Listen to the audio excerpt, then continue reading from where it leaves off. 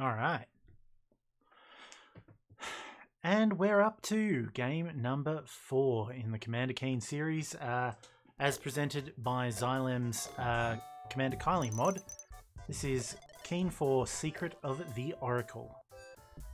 This is one of the most immediately familiar DOS games of all time, and one of the great platformers ever made for the format. So let's give it a go.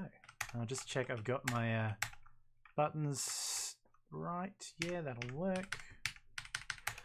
So, I'm not proud. Welcome to Keen 4. So you can see a lot of the improvements, whoops, that we had with Keen Dreams have remained, but we've got our pogo stick back. We've still got the depth of field. We've got more complicated backgrounds. Yeah, it's a nice look.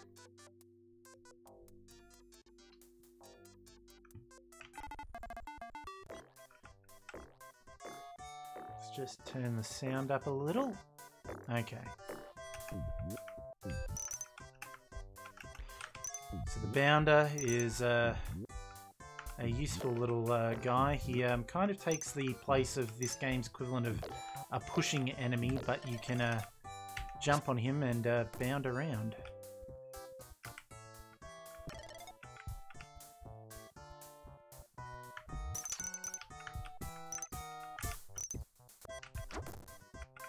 We can enter houses, new mechanic of being able to reach different areas of levels.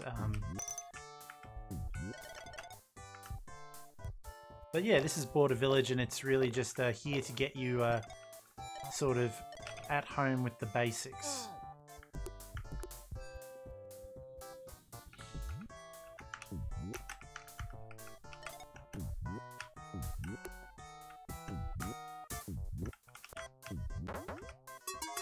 Spent most of my life not knowing this was here.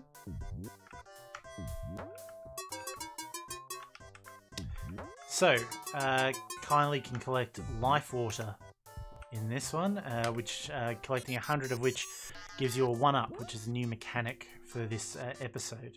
Let's have a quick look at the story. So, Becky Blaze toils in her backyard workshop, busily constructing her latest invention, the Photakion transceiver. Put in simple words, it is instantaneous radio. Point to anywhere in the galaxy, you can pick up a signal as if you were right there.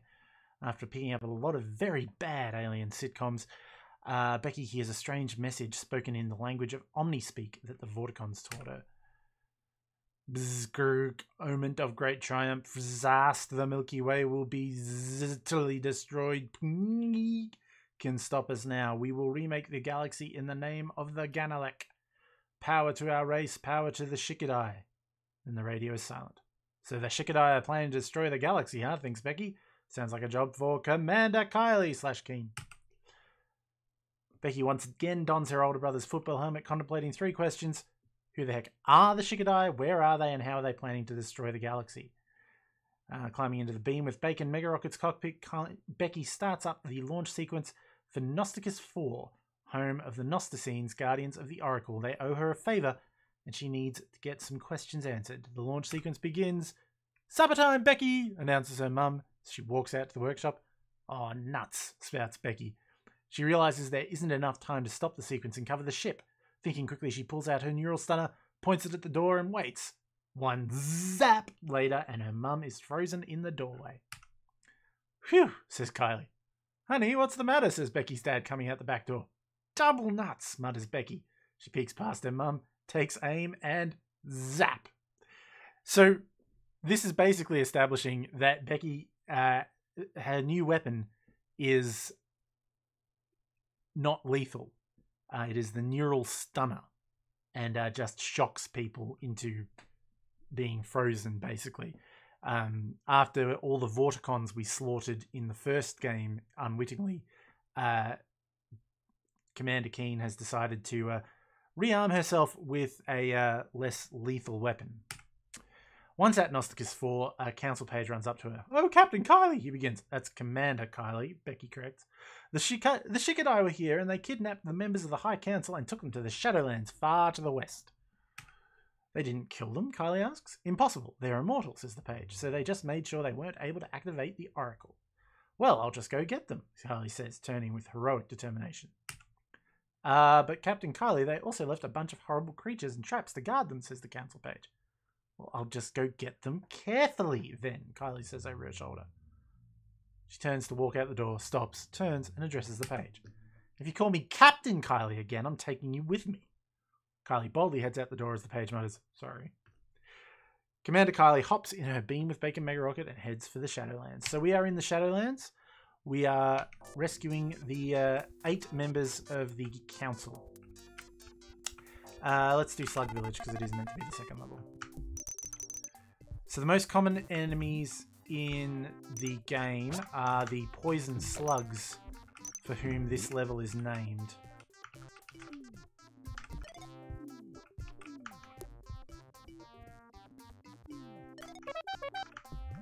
But that's not to say they're the most dangerous enemies, though they are very annoying because they can both kill you to touch them, but they also have the ability to leave behind poison on the ground, which is also lethal to the touch.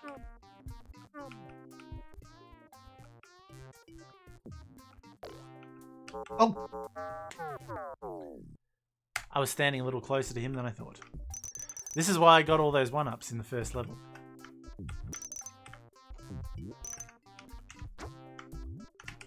Oh, that was ambitious. I probably would not have attempted that had I realized the second one was coming up quite so close. Okay. The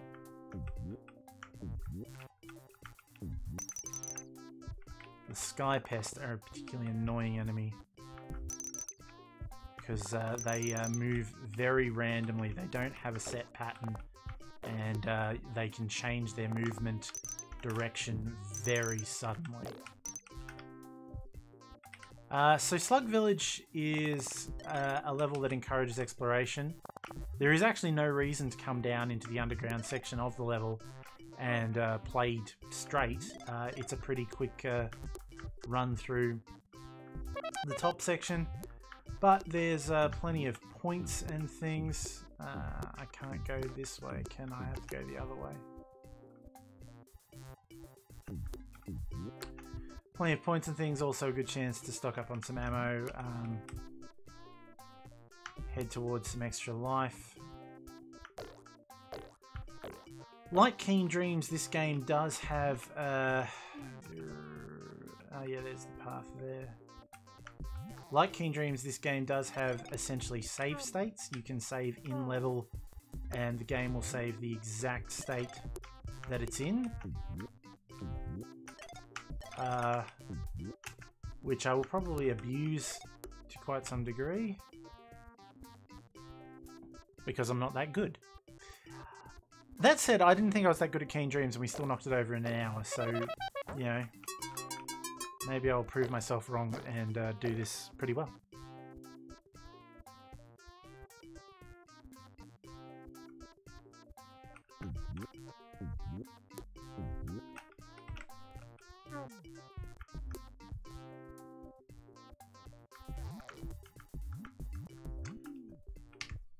Okay, before we go up and confront that Sky Pest, let's... So the Sky Pest also can't be shot, you have to pogo on it.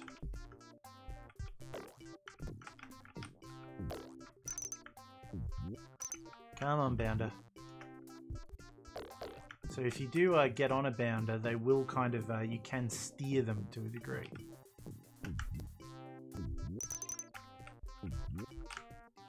But the tricky bit is getting on one.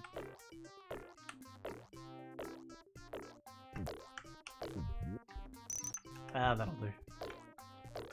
Good enough for Jazz. Oh, I was trying to shoot the slug.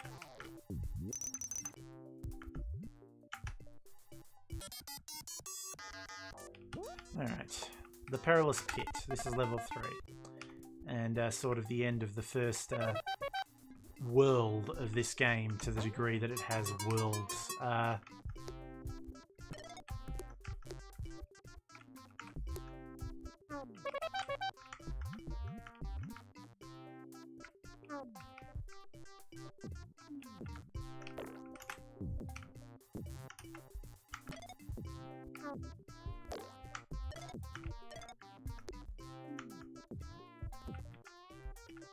One, two, three.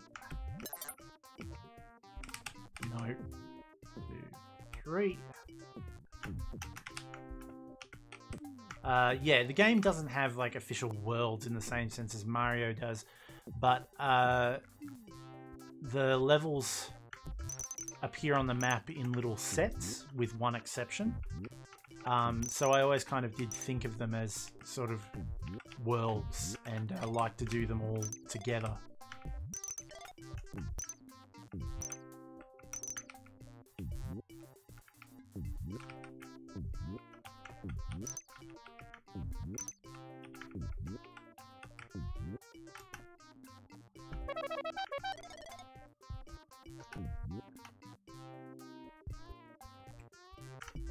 Keen still doesn't take full damage.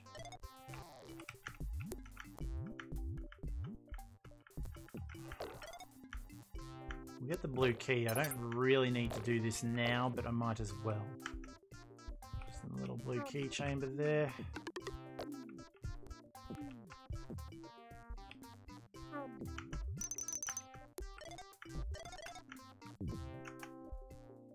You don't have to confront this mushroom because you can go around this way.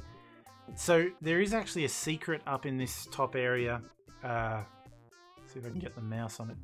Up in this area here where the mushroom is bouncing into, there are actually 1-ups hidden in there, but it's almost impossible to get them without cheating.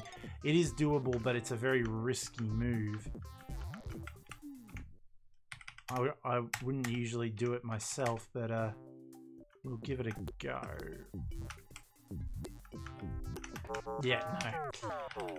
I just don't have the skills, but if you ever do want to see it, it's quite an impressive trick. Captain Clever does it as part of his Keen Force speedrun.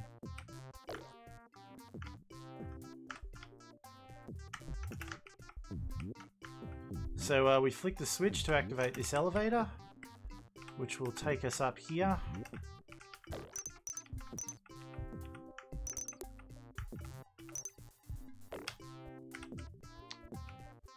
And this is our first Oracle member.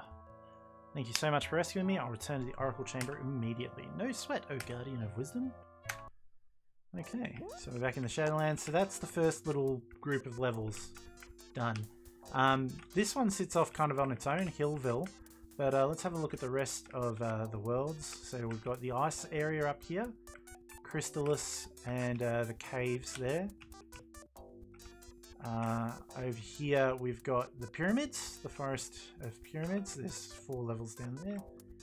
Up here we have the desert, including Miragia, which is one of the most interesting levels in the series. And you may have noticed down past the Perilous Pit we have Three Tooth Lake, but I need a wetsuit. So next level in order is technically Crystallis, but that one's pretty brutal. So what we're going to do instead is head on over and do Cave of Descendants next.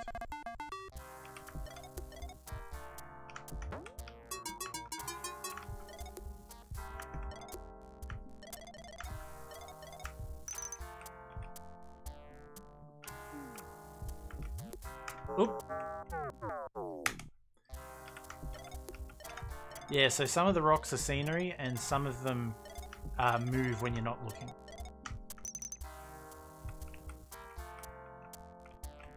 You can't attack them unless they are themselves in an attack animation.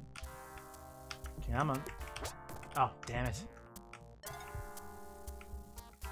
Come on. Here, boy.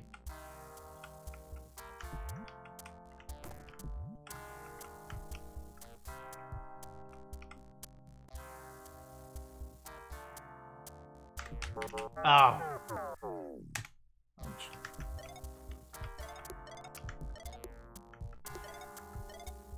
I'm really overthinking it with that stupid rock.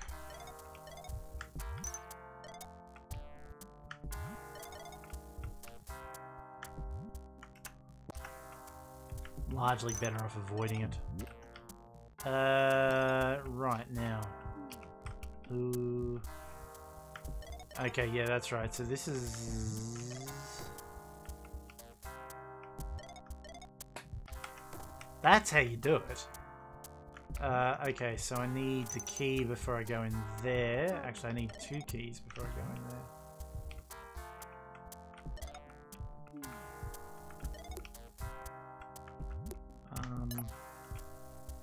Ooh. I don't think there's anything useful over there.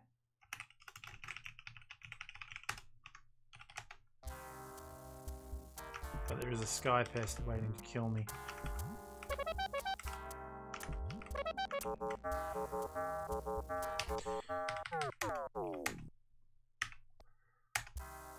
Yeah, I don't need the ammo that badly. Whoops. Where's that door lead? Here. I can live with that. Okay, so we gotta go back this way and go to that stupid rock. It's giving me all the troubles before. Yeah, gotcha.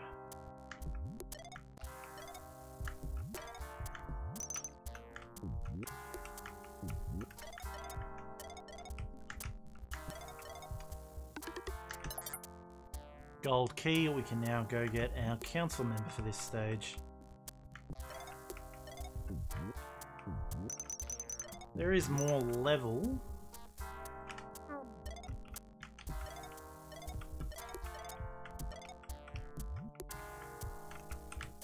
That said, there is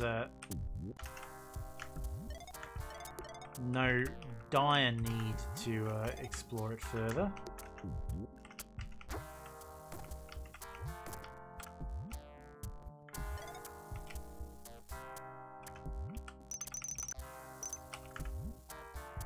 But I'm a glutton for punishment.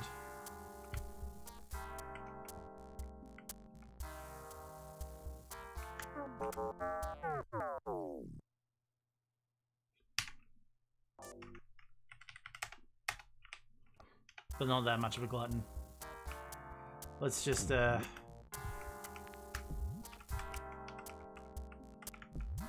get the gold key and get out of here.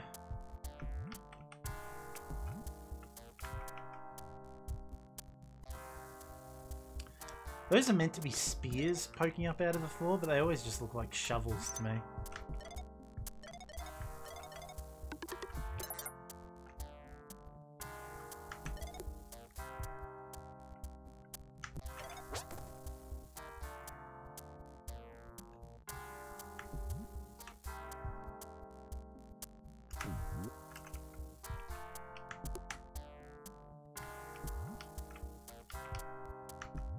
There is a potential glitch in this level, which does mean you can accidentally exit it without collecting the council member. Which is a problem, because if you can't collect all 8, you can't replay levels, and if you don't have all the council members, then the game isn't finishable.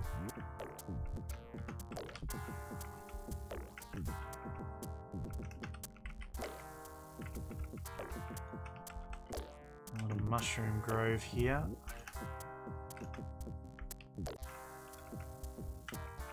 Watching speedrunners play this game is like really impressive. They make it all flow so fast, particularly this last little section. I'm gonna save. 1, 2.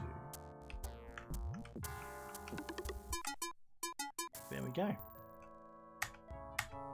Sounds like a plan, bearded one. Let's do Chasm of Chills. So we don't have to do this level. It's the first one that we've come to that is optional. There are only a handful of optional levels in the game, but all of them except 2 at least have something unique and interesting about them. So 2 of them contain a hidden character called Princess Lindsay, who will give you hints. 1 of them contains a secret exit to the secret level, and one of them is the secret level. But yeah, so pretty much there's only a few... Oh, damn it.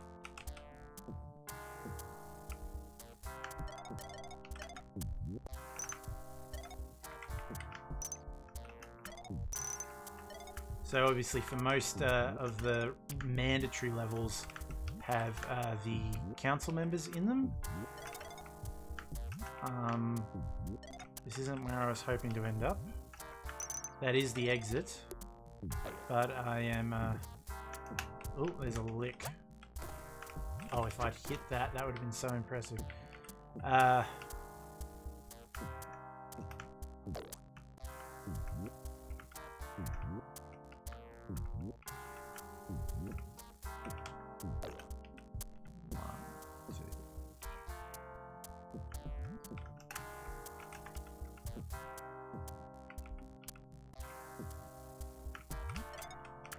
Okay, so this time we're going to try and cross the platforms. There's a bit of leap of faith to this. Can't necessarily see where the next platform is. But what we have picked up in this game is the ability to cling onto the edges of ledges.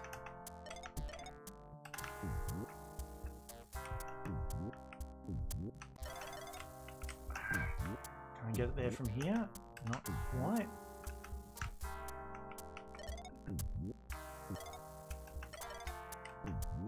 This might be high enough. Yeah, that's high enough. Okay. There is Princess Lindsay. The way to the Pyramid of the Forbidden lies under the Pyramid of Moons. Thanks for the mysterious clue, Princess. So that's to let you know how to get to the secret exit. The secret level, rather. Not the secret exit. Oh yeah, and there's lightning clouds. They are big meanies. Princess Lindsay was added to the game as the result of the request of a fan, a little girl who had enjoyed the first games, but thought there should be a female character.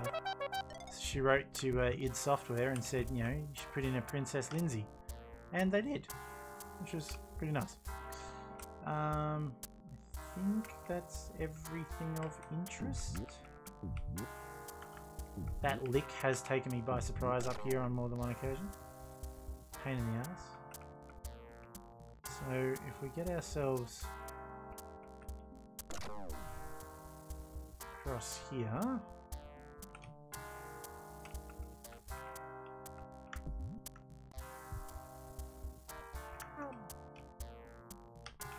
we should be able to exit.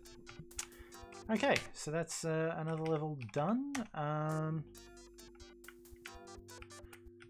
Let's do Chrysalis. This is one of the biggest levels in the series, and for some reason it uses the song "A Kick in Your Pants" in good old Hillville, which is a great song, but not really appropriate for this level. Or I never thought so. Somebody did a remix of the Keen 4 soundtrack, which is exceptional, and they actually did a special version of this song just for this level. A more suitable version. It's slower and kind of echoey.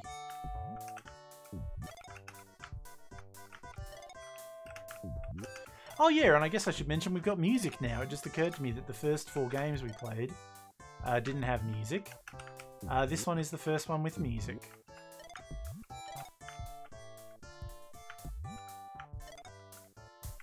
And it's a banger of a soundtrack by Bobby Prince, who did a lot of great soundtracks for gaming of this era, really. Ah.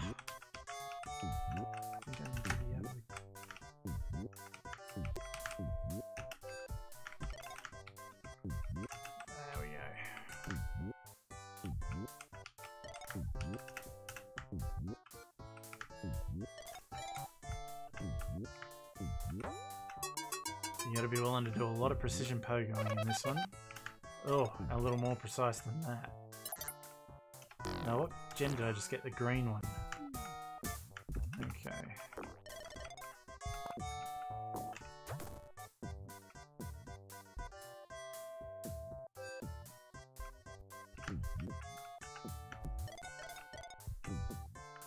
I think that this may be the only level in the game with 5 doors.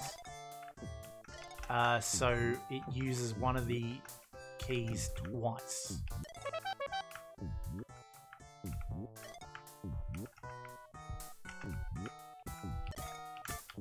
Okay, no, I need,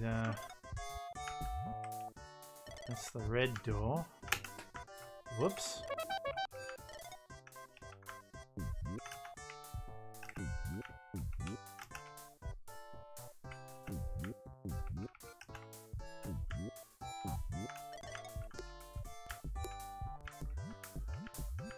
That would appear to be a gold key.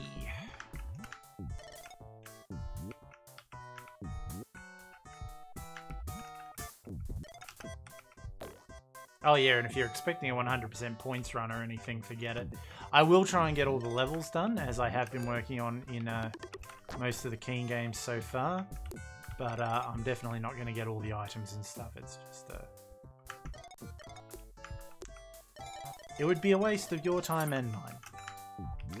Okay, so we've got the gold key. We can head back across to the other side of the level and get the red key.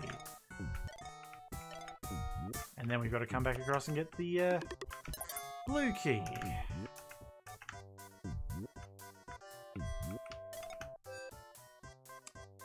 Wee doggies, as Earthworm Jim would put it.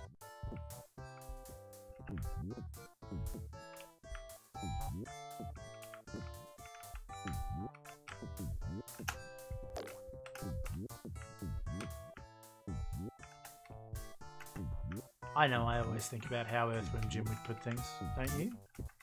Am I going the right way? Yes, there's the red door.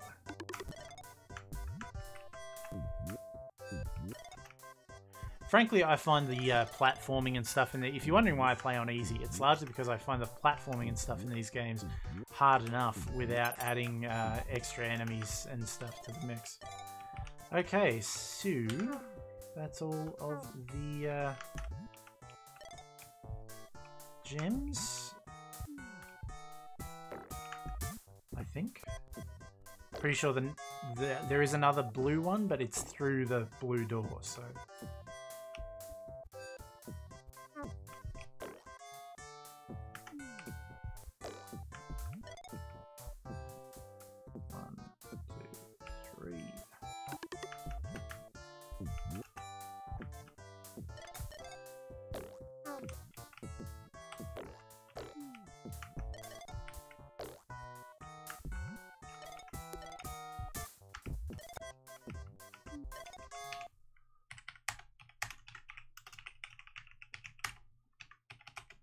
You ever feel like it's just going a little too well?